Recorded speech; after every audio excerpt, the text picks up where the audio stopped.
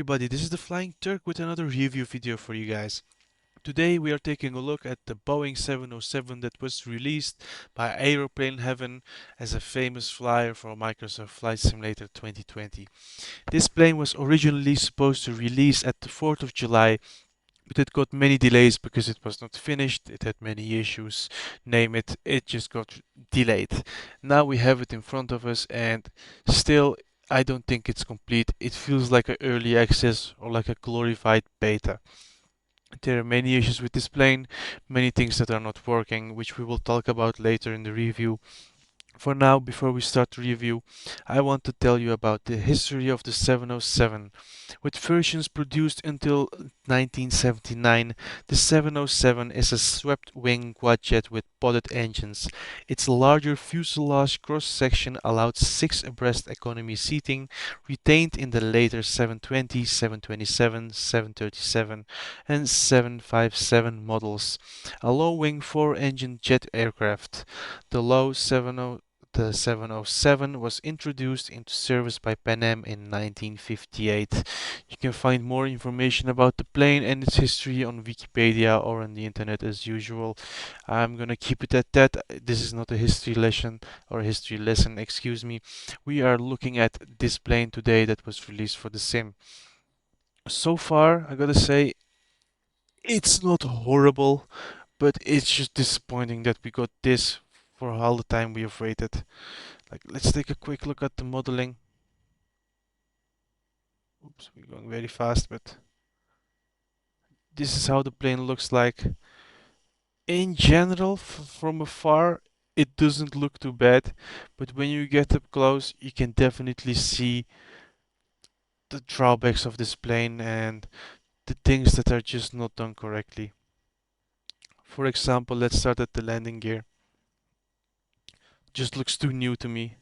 Too fresh, almost no weathering. There's a little bit on front, but it just looks too new, too plasticky. Oops. The landing gear bay looks nice with the lines running up and down, with the texturing on top and on the doors. Looks good. That I cannot complain about. But the wheels, the tires, like this part looks just wonky. Even the wheel, when you turn it, it turns way too fast and way too hard. The angle is not correct. The pitot tubes up front don't look like anything. They look like little fins. Same on the other side. We have the engines. These got a lot of complaining from the community. People say that they don't look anything like the real deal. There's one thing that I don't think that looks like the real deal. In general, I don't mind the shape at all, but this, they should be open. I don't know how to open up. I tried everything in the cockpit so far, but I am not able to get them opened up. Even if I give full throttle, they don't open up. I don't know why. When I see reference photos online, I see them open. Another thing, before we jump in, the slats underneath don't extend. Whatever I do, I cannot get them to extend. The main landing gear looks okay. Not the best, not the worst, but looks okay. A lot better than the Asobo 787. So I gotta give Aeroplane Heaven props for that. So they did a better job than Asobo did, but if it is worth 10 bucks, I don't know. I leave that up to you. But anyways, I do know. I have an opinion, but I'm gonna share that later on. This is how the rudder looks and the tail. I love the pointy part up top. This I can say is nicely modeled. The rudder is in general nicely modeled with the little details on it as well. Only thing that sucks is the moving part is normally two pieces, but this only moves like one big piece. It should move like the 777, like with the big piece and the little piece. At least that's what it's for. That's why they have the perforations, but it's not doing it. I hope they change that soon, which I don't think they will. Airplane Heaven is known for not maintaining their aircraft. In general, the lighting looks weird. It shouldn't reflect so much over here, like, and here as well. How? How is it shining from here and reflecting over here?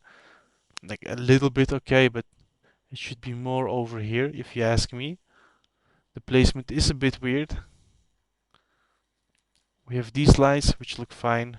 We have these lights over here which function as the wing light, and when you run taxiing and you're ready for takeoff, you can flip them up and you can make them your taxi lights or nose lights. I don't know how to call them, but they can point up forward.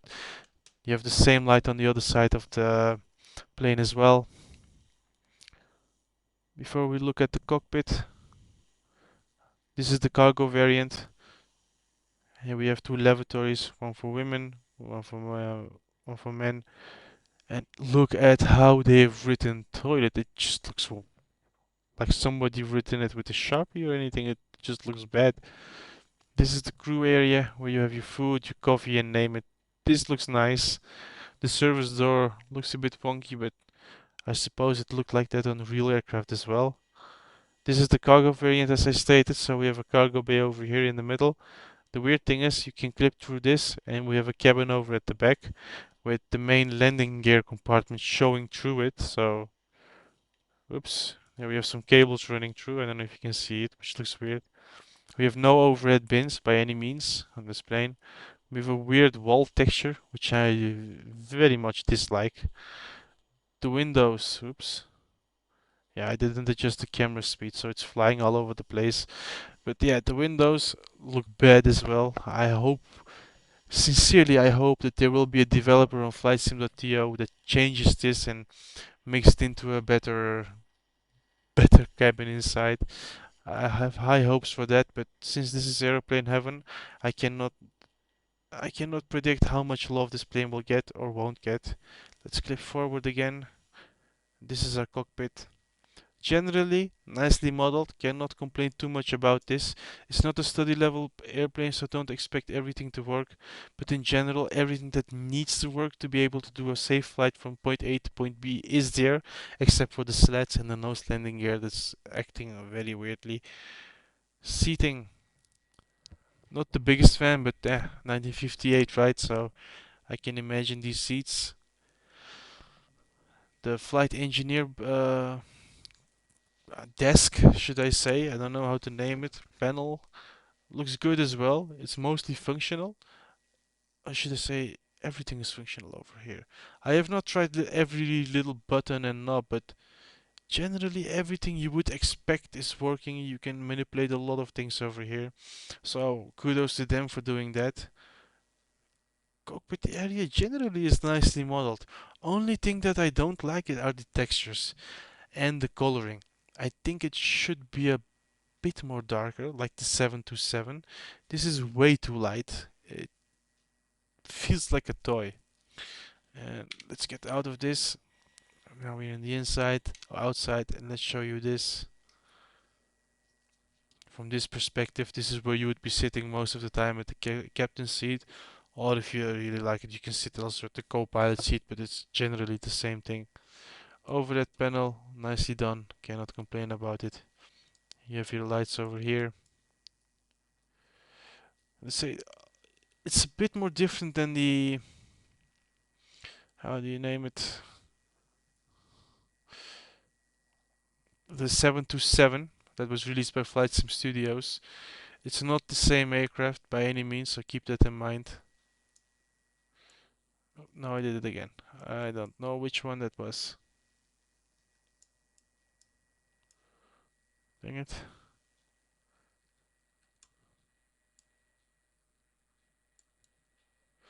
Yeah, the lighting is a bit weird. I still haven't figured out how to control it properly. There's a lot of floodlight action going on over here. Forward center, that's it. That was the floodlight. Night lighting looks nice. Not the best, not my favorite, but it looks nice. It's all illuminated that you would like to have illuminated, so yeah. Good job, Aeroplane Heaven. Gotta say, I cannot hate on everything. It's not the worst out there, as I've said, but dang it, I wanted something a lot better than this for the 707. Like the original jet that got passengers into flying jet airliners, so I expected a lot more love for this, but unfortunately we didn't get it.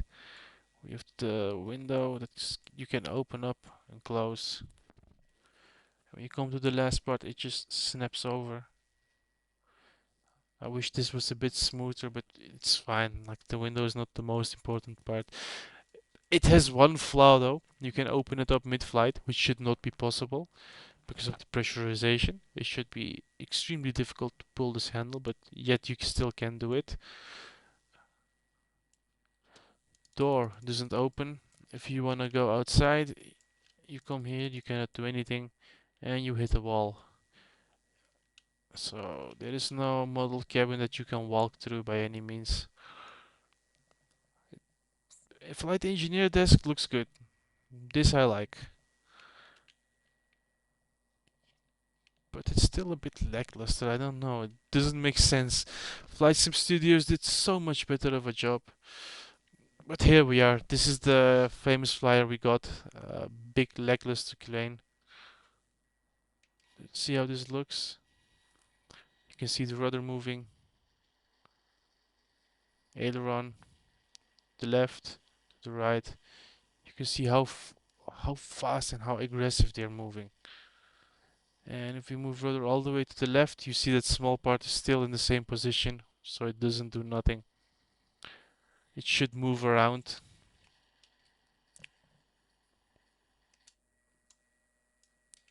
Let's release parking brake.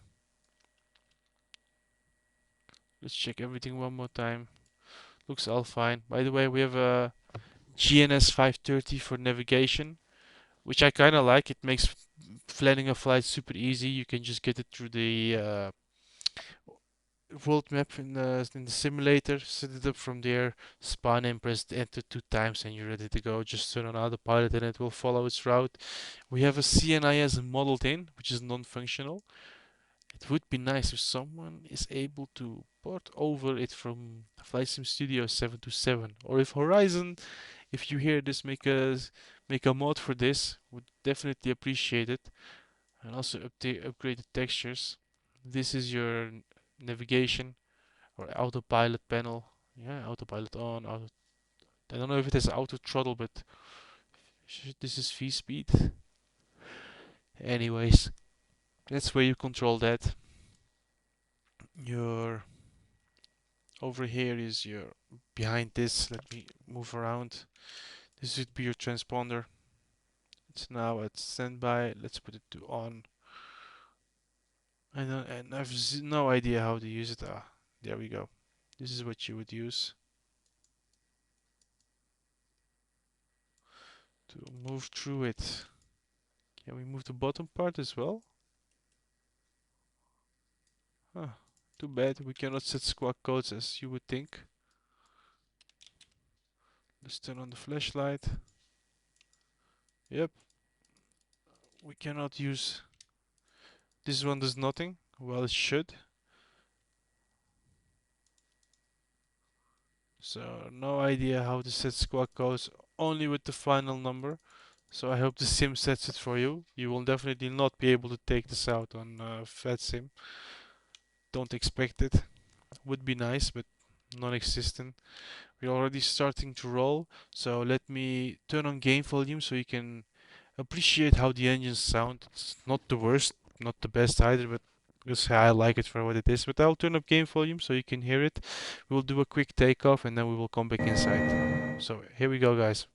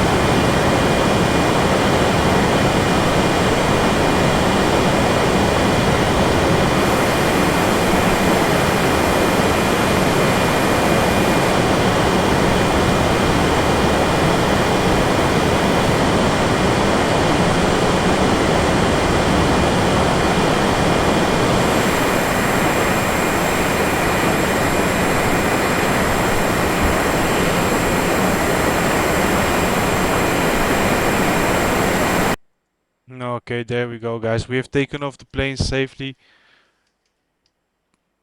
This is quite a high angle of attack, but let's fix that. And the trim is extremely sensitive. You just touch it a little bit and it flies up, or it flies down, one or the other. Very weird. This plane needs a lot of love, a lot of attention to become a proper proper candidate for me to take it out a lot more. I kind of feel like I wasted my money on this one at this point. I should have waited for it to become better, for some reviews to come out, like at least a few updates for this plane. But I really wanted to try it. I really wanted to fly a 707 in the sim. And I gotta say, it's $10 wasted. I hope they will update this or that we will get a nice third party add-on to accompany it. In this state, honestly, guys, I'm always very optimistic about planes. Even the CRJ, don't like the plane, but I like it for flying manually, like doing hand flight or hand flying, But this one, nah, I can say not really. I don't really won't recommend this one to you guys this time. Unfortunately, like it's not Captain Sim, right? So it does something good, but yeah, I don't know. I feel like on the fence with it. I just can't recommend it at this point, at this time being. Maybe in the future if they update it. If you really want to have a 707, like me, I can say, yeah, okay, then screw it, go for it. But if you can live without, I would say don't buy it. If you're on Xbox, it's another story. There are not a lot of, yeah, there are not a lot of add-ons, that are very good or very bad. But if you're low on storage and you want an airliner that's kind of big and it's not a 747, yeah, okay, you can go for it. Like you don't have the FSS 727 on Xbox, so yeah, on that platform it would be a good candidate. But if you're on PC, mate, save up your money, put $30 more or $30 more wherever you're from, and get the Flight Sim Studio 727. You will have a lot more fun with that plane. It won't let you down. At least you know what you're getting. Like it's a proper plane, that other one. This one, yeah, it flies, it goes from point A to point B. How good it is, I don't know. Would I recommend it? Like I said, no, not at this point. Only if you're an Xbox or if you really want to fly a 707 and want to feel how it is, yeah, go for it. Like, I don't want to be too harsh on it as well. It's only $10, right? For $10, it's okay, but I just expected better for the wait time we got, for the anticipation we had for this plane. I was so excited to get a 707 in the sim, just because of how quirky it is, how it looks, how it sounds, name it, all of it. But yeah, like why not, right? $10. It's a fun plane. It only has a few bugs here and there. If it wasn't for the sleds, I would say yeah, get it now. If the sleds were working, I would say yep. And the nose wheel steering. On the cargo variant it works, at least on PC, but on the passenger variant it doesn't turn from left to the right or from right to the left. It just stays to the right or to one side. I don't know if it's right or left, but it got stuck. But that's it, guys, for this review. It's gonna be a short one. Make your own decision. I don't recommend it, but if you want a 707, yeah, go for it. Uh, if you have money to blow and you just want to try it, yeah, definitely go for it. It's a 707. I love Boeing. I always recommend the Boeing plane, but this one just cannot say, guys, go get it. It's a good one. Yeah, no, it just isn't. Will you have fun with it? Yeah, I can imagine. You can do some nice landings with it as well. It, but it flies like a toy. It might be good to fly with an Xbox controller, if you don't have a HOTAS or anything.